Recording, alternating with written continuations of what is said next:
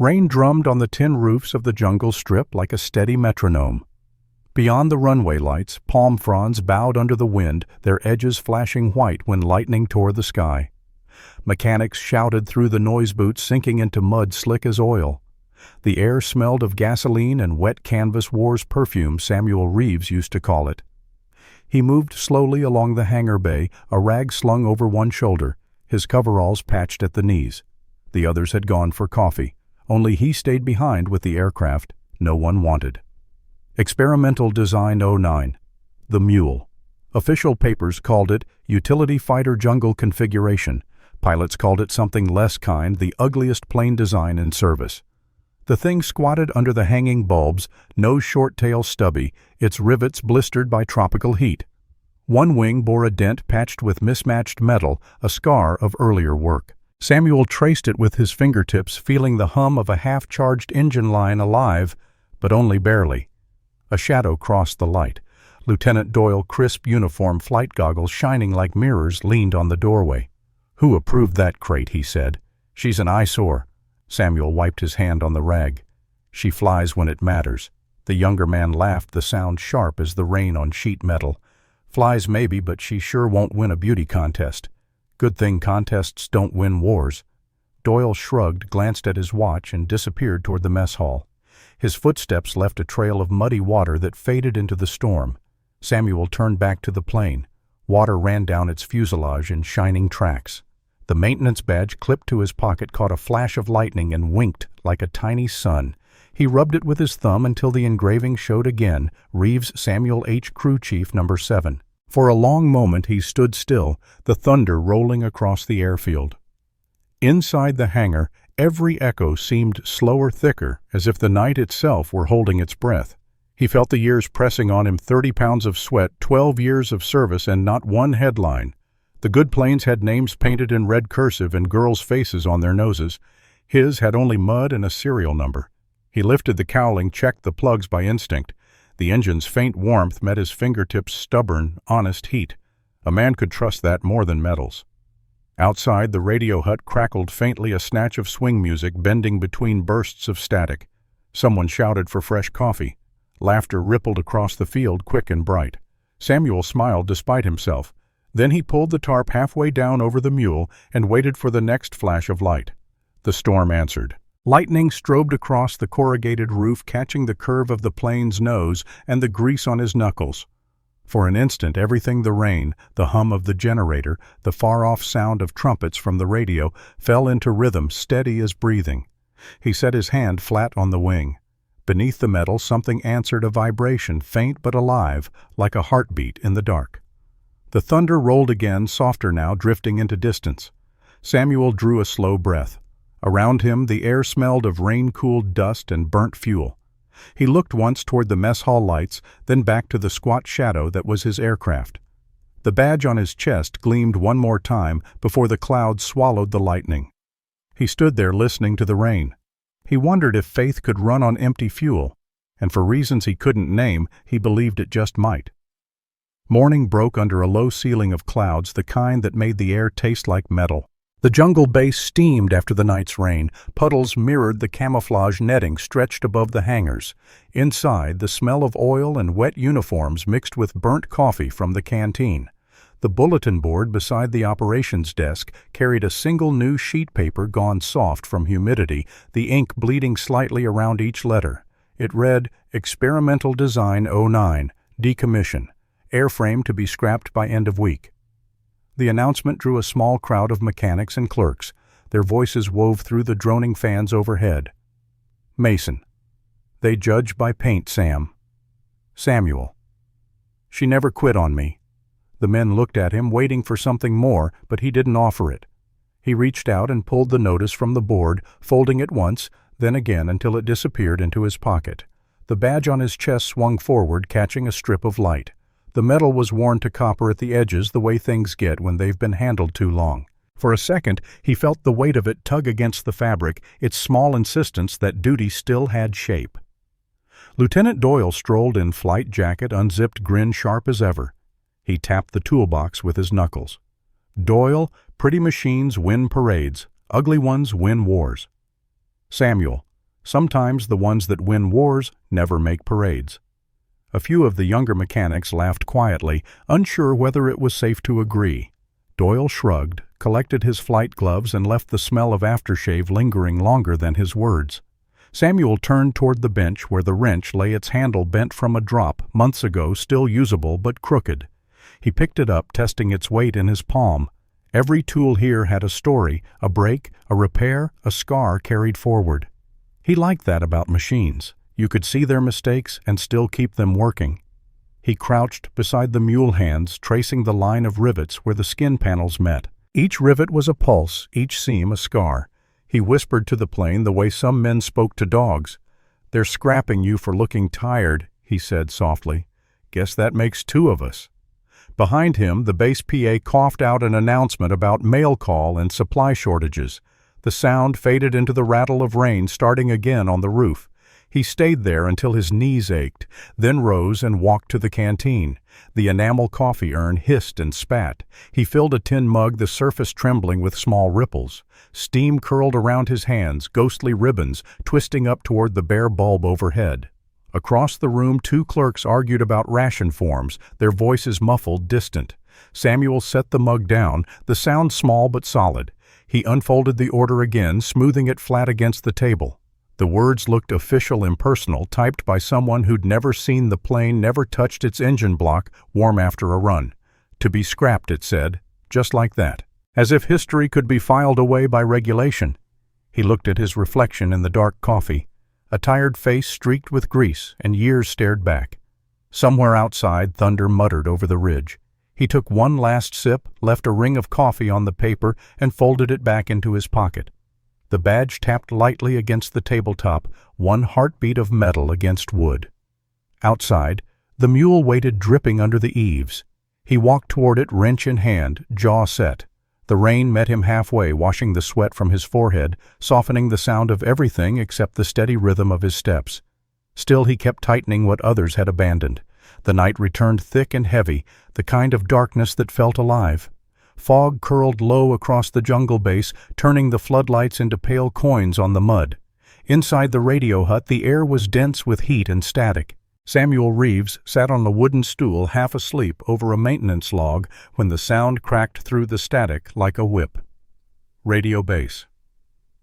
Echo 1, supply run lost 3 miles north. Request immediate assist. Engine failure over. The room froze. A corporal grabbed the handset, but before he could answer, lightning split the ridge and the power flickered out. The radio hissed once and died. Samuel stood, the maintenance badge on his chest, catching the dim glow from a lantern. The others looked at him because when things broke, they always looked to the man who fixed them. Mason. All modern craft are grounded, Sam. The storm will tear 'em apart. Samuel. You said she flies when it matters. Mason. Yeah, but this, Samuel. Then this is when. Outside rain hammered the runway like falling nails. The hangar doors banged in the wind as Samuel pushed them open. The mule sat waiting, soaked engine cowl glistening beneath the downpour.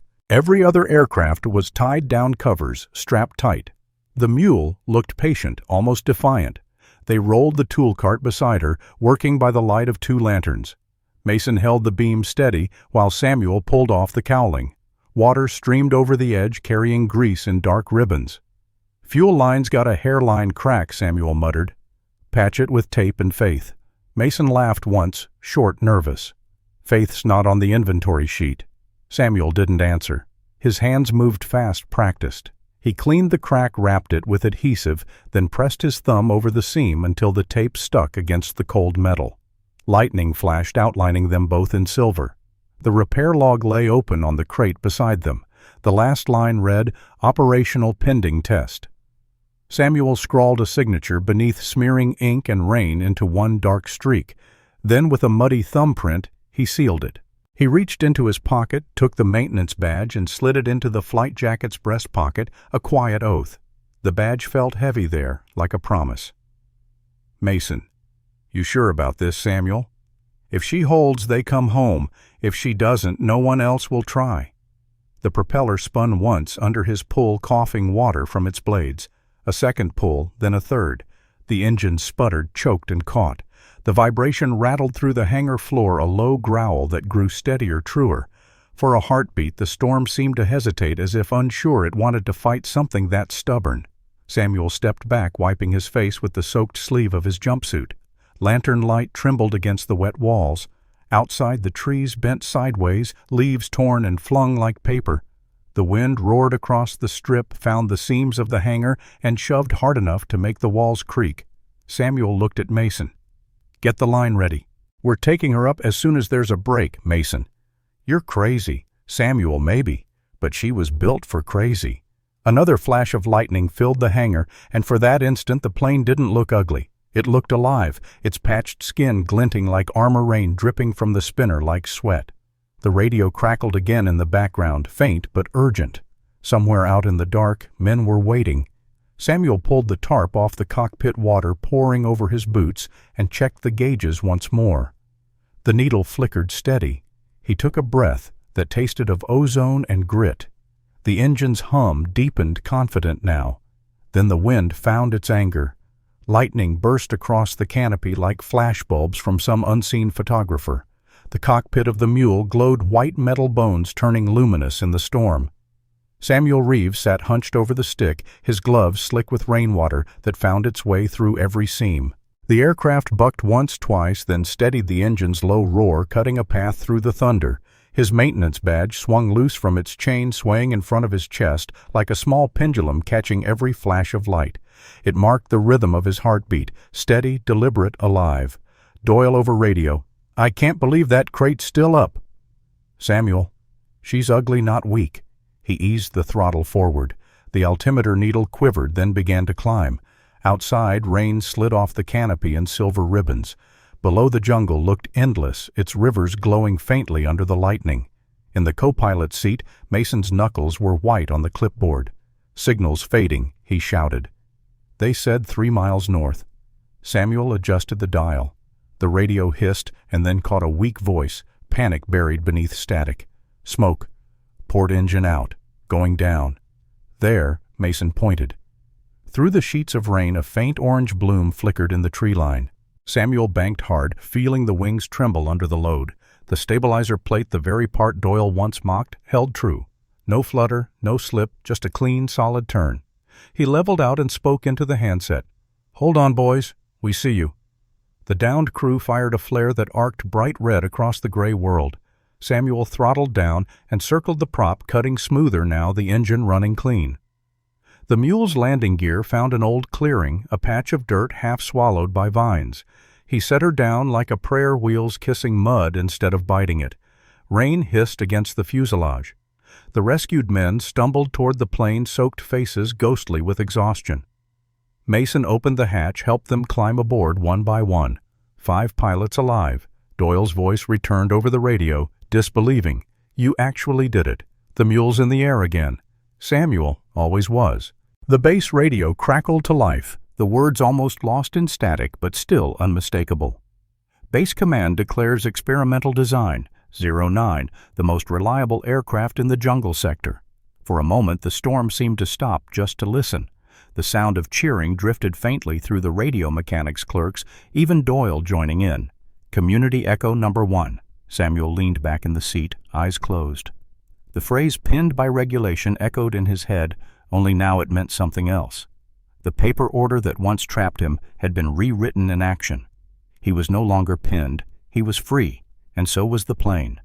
Outside, the rain began to ease. The first patch of sunlight broke through the clouds, gilding the rivets along the wings until they shone like tiny medals. Samuel rested his hand on the throttle and let out a quiet breath. He smiled only when no one saw. Morning light spilled over the muddy runway, soft as forgiveness. The storm had spent itself, leaving puddles that mirrored the ragged clouds drifting past. From the Red Cross canteen, the radio played a slow tune, Sentimental Journey. Its brass notes wandered out over the airfield like smoke. Samuel Reeves sat on the step outside the hangar, a mug of coffee cooling in his hands. His coveralls were still damp at the seams. The smell of oil clung to him like a second skin. He'd been awake half the night writing up the repair log, the paper already freckled with rain stains. The mule rested behind him, sunlight glinting off its patched metal like quiet pride. Footsteps squelched through the mud. When he looked up, Captain Doyle was there, cap tucked under one arm, a hesitant look replacing his usual grin. Something small gleamed in his hand. "Doyle, I found this. Thought it belonged with its owner." He held out the badge, polished bright. Every letter of Reeves Samuel H. shone again, as if the storm had been nothing but a baptism. Samuel took it, thumb brushing the cool metal. "Didn't think you'd go polishing an old thing like that." "Doyle, I misjudged her. And you." The words hung there, simple, unadorned. Samuel looked past him toward the horizon where the trees steamed in the new light. The planes stood lined up like soldiers at rest. Samuel doesn't take courage to be right just to stay. Behind them, a few of the ground crew clapped softly. Mason gave a small nod from the fuel truck, eyes rimmed red, but smiling. Steam rose from the nearby canteen urn, winding through the sunlight between them like a white flag. From somewhere near the open radio window, Ellis, the youngest mechanic, leaned out with a grin. "Guess ugly ain't a flight risk after all." The laughter that followed was easy, honest, carrying further than the music. For the first time in weeks, the air didn't feel heavy. Samuel turned the badge over once more, then pinned it to his chest beside the repair log he'd folded into his pocket. The gesture felt like closing a circle, proof that dignity didn't need ceremony, only witness. He looked toward the mule, its skin catching the sunlight where the stabilizer plate had been replaced. Not beautiful, not perfect, but reliable. And that was enough.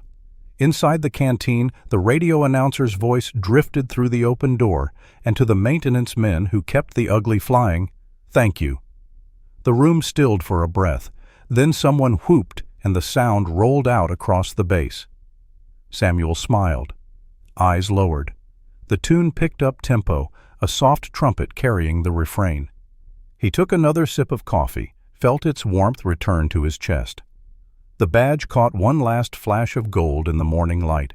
It didn't need a medal case or speech, it just needed to be worn. The Veterans Museum sat quiet under the late afternoon sun, a red brick building wrapped in flag bunting for the Week of Service 1970. Inside, the air carried that scent of polished wood and old paper, the kind that softened footsteps and made voices drop without being told to.